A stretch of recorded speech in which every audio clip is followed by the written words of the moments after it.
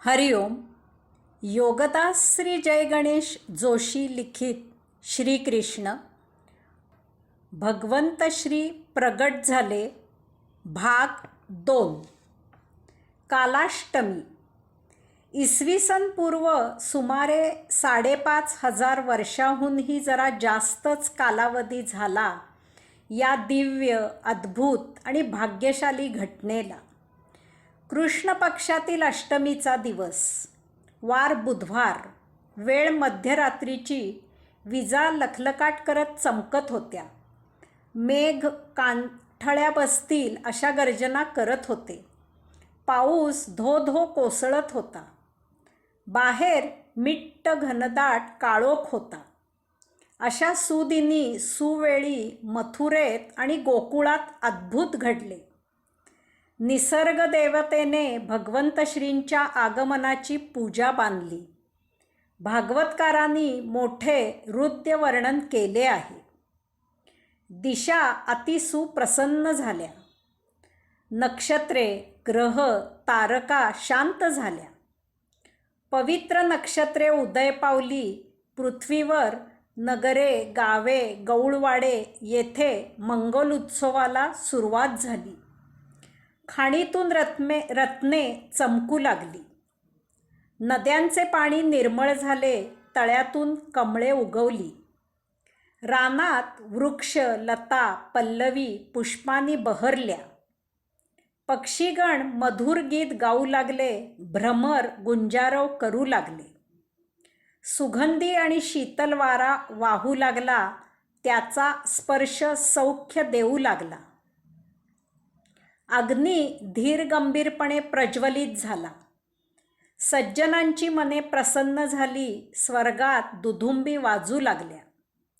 गंधर्व, किन्नर यांनी सुमधुर आलापी आळवून नादब्रह्म निर्माण केले. अप्सरा नृत्य करू लागल्या.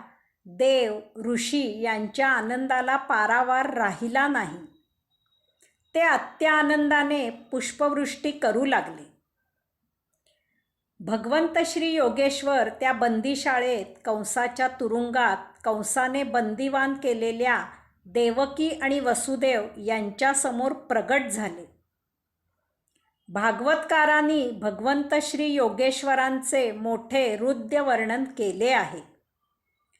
कमलाप्रमाणे विशाल नेत्र असलेले, चतुर्भुज, शंख, पद्म, गदा, चक्रधारी, वक्षस्थलावर श्रीवत्स चिन्हांकित, गळ्यात कौस्तुभमणी घातलेले, पीतवस्त्र परिधान केलेले, जलाने भरलेल्या मेघाप्रमाणे श्यामसुंदर वर्ण असलेले, किरीट कुंडलांनी आणि वैडूर्य रत्नांच्या प्रभेने घनदाट कुरळे केश शोभून दिसत असलेले, कमरपट्टा, केयुराधिक बाहुभूषणे आणि कडीतोडा घातलेले भगवंत श्री योगेश्वर प्रगट झाले. देवकी आणि वसुदेवांच्या बेड्या सुटल्या. त्यांनी भगवंत श्रींना साष्टांग नमस्कार केला. त्यांची स्तुती केली.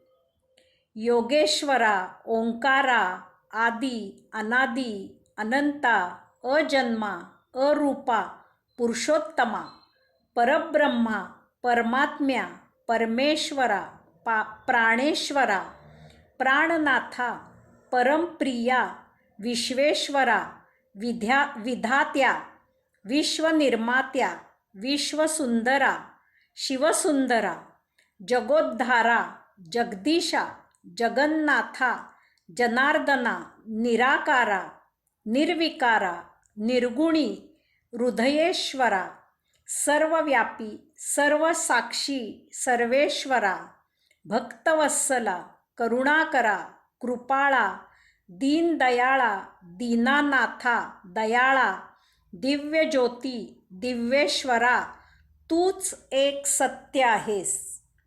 तूच एकमेव सत्य आहेस. तूच एकमेव परम सत्य आहेस. तुझ्याशिवाय इतर सर्व काही आभास आहे. ओम तत्सत्वम असि. ओम तत्सत्वम असि. ओम तत्सत्वम असि. भगवंत श्रींच्या श्रीमुखातून परम अमृत बोल वदले. मी आपल्या पोटी प्रगट होत आहे. आपण माझे या अवतारी माता पिता आहात. पिताश्री मला येथून गोकुळी नंदाघरी घेऊन चला. तेथे माता यशोदेला कन्यारत्न झाले आहे. तेथे मला माता यशोदेच्या कुशीत ठेवा आणि तेथील कन्या उचलून येथे माता देवकीच्या कुशीत आणून ठेवा. कंस त्वरित तुम्हाला मुक्त करील. मी यथायोग्य समयी येऊन कंसवध करीन. तुम्हाला भेटेन. पाहता पाहता भगवंत श्रींनी नवजात अर्भकाचे रूप धारण केले आणि ते माता देवकीच्या कुशीत विसावले. त्याच क्षणी देवकीची गर्भधारणेची भावना विसर्जित झाली. बरोबर याच क्षणी गोकुळात योगमायेने नवजात अर्भकाचे रूप धारण केले आणि ती यशोदेच्या कुशीत विसावली. त्याच क्षणी यशोदेची गर्भधारणेची भावना विसर्जित झाली. यशोदा यावेळी प्रगाढ निद्रेत होती. तिला यातील काहीही समजले नाही. बंदीशाळा. भगवंत श्रींनी अवतार प्रगट करायला तुरुंगाची, बंदीशाळेची निवड केली. हा तुरुंग काही साधासुधा नव्हता. तो कंसाच्याच राजधानीतील त्याच्या राजवाड्याजवळचा तुरुंग होता. ज्याने 6 अर्भकांना क्रूरपणे दगडावर आपटून ठार मारले होते, त्याच्याच गोटात भगवंत श्री प्रगट झाले होते. 8वा पुत्र केव्हा जन्माला येतो आणि आपण त्याला केव्हा ठार मारतो असे कंसाला झालेले आहे. तो 8व्या पुत्राच्या जन्माकडे डोळे लावून बसलेला आहे. त्याचा देवकीवर सतत पहारा आहे. अशा परिस्थितीतील ही एक विलक्षण गोष्ट आहे. तुरुंगाची निवड मोठी कुतूहलाची आहे. भगवंत श्रींनी आपल्या प्रगट होण्याला मोठी अजब जागा शोधून काढली आहे. त्यांना काय इतर जागी किंवा इतर ठिकाणी प्रगट होता येत नव्हते? परंतु विचार केला की लक्षात येते की भगवंत श्रींना प्रगट होण्यासाठी, अवतार धारण करण्यासाठी कंसाच्या तुरुंगा एवढी योग्य अन्य जागा नाही. यामागे लीला आहे, ती आपण समजून घ्यायची आहे. भगवंत श्री योगेश्वर परमात्मा हे समस्त दुष्टांना, दुर्जनांना सक्त इशारा देत आहेत की मी आता येथे अवतार घेतला आहे. तुमच्याच कडेकोट बंदोबस्तात आलो आहे. तुमच्याच बंदोबस्तामधून येथून लीलया निघून जाणार आहे आणि आपणहून येथेच परत येऊन तुम्हाला शिक्षा करणार आहे, ठार मारणार आहे. परमात्मा ललकारी देत आहे की अधर्म, अन्याय नष्ट करण्यासाठी, दीनांना संरक्षण देण्यासाठी तुम्ही जेथे असाल तेथे मी स्वतः येऊन तुम्हाला शोधून ठार मारणार आहे. तुरुंग ही एक बंदिस्त जागा असते. आत्मा नेहमीच अशा बंदिस्त जागी वास करतो. देहाच्या मध्यभागी हृदयी आत्म्याचा निवास असतो. तेथूनच तो दुष्ट प्रवृत्ती नष्ट करतो. कारण दुष्टांची संख्या नेहमीच गौण असते. इतर प्रजेचा विचार केला तर दुर्जन संख्येने नेहमीच कमी, अगदी नगण्य असतात, परंतु ते क्रूर असतात. रोग देहाच्या एखाद्या भागातच उद्भवतो, परंतु त्याचा प्रादुर्भाव सर्व शरीरात होतो आणि फैलावतो. आंब्याच्या आढीत एक कुचका आंबा जशी सर्व आढी नासवतो, तसे हे संख्येने नगण्य असलेले दुर्जन तमाम जनतेला वेठीला धरतात. सर्वसामान्य जन सभ्य, सज्जन, सहिष्णू, क्षमाशील असतात. त्यांना भांडण, तंटा, वादविवाद, मारामारी, रक्तपात असे काही नको असते. ते संतोषाने आनंदाने हरिनाम घेत जीवन जगू इच्छितात. त्यामुळे एखादा वाट चुकलेला असला तरीही त्याला शिक्षा करून योग्य वाटेला जीवनक्रमणा करायला ते सक्ती करत नाहीत. त्याला त्याच्या कर्मावर ते सोडून देतात. या जन्मी नाही तर पुढील जन्मी सुधारेल, त्याचे भोग उपभोगून संपू देत अशी त्यांना भावना असते. यामुळे मूठभर दुष्ट बहुसंख्य सर्वसामान्य जनांना वेठीला धरू शकतात. यामुळे सर्वसामान्य जनता त्रस्त होते. सज्जनांची क्षमाशील वृत्ती बहुजन समाजाला त्रासातून वाचवू शकत नाही. सत्वगुणाची ही मर्यादा आहे. सत्वगुणसुद्धा त्याज्य का ते येथे समजून घ्यावे.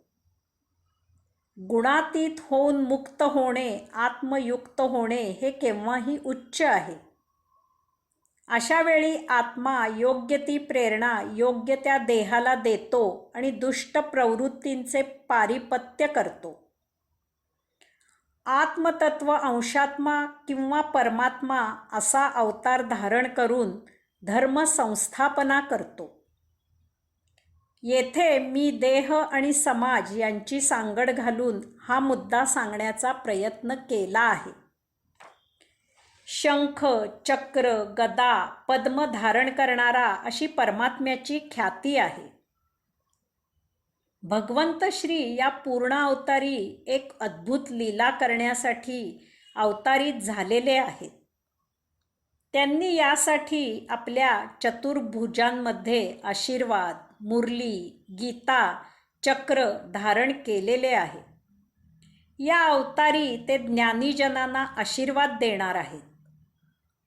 जीवन म्हणजे केवळ आनंद उत्सव आहे. यासाठी आनंद उत्सव साजरा करायला मुरली वाजवणार आहेत, नृत्य करणार आहेत, अज्ञानींना गीता सांगणार आहेत, दुष्टांवर सुदर्शन चक्र सोडणार आहेत.